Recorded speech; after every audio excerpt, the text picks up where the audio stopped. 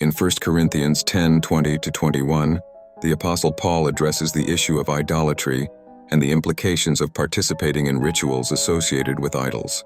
In these verses, Paul explains that what the Gentiles sacrifice to idols is not merely an empty act. In reality, these sacrifices are offered to demons, not to God. This message is crucial for the Christian community in Corinth, which faced the temptation of engaging in pagan practices. Verse 20 points out that idolatry goes beyond the worship of statues or idols. It involves a spiritual connection that can lead to the influence of evil forces.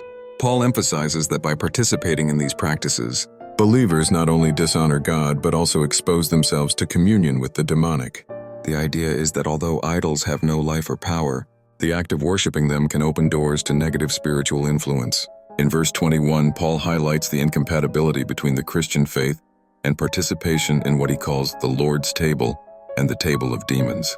Here, the Lord's table refers to communion and the sacrifice of Christ, symbolizing the intimate relationship and unity of believers with God. On the other hand, the table of demons represents participation in rites that dishonor God and promote idolatry. Paul calls Christians to be consistent in their faith, reminding them that they cannot serve two masters at the same time.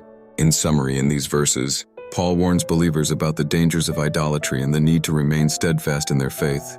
The clear separation between the sacred and the profane is essential for living a life that pleases God. This passage invites reflection on the influences we expose ourselves to and the importance of choosing communion with God over any other practice that might divert our devotion.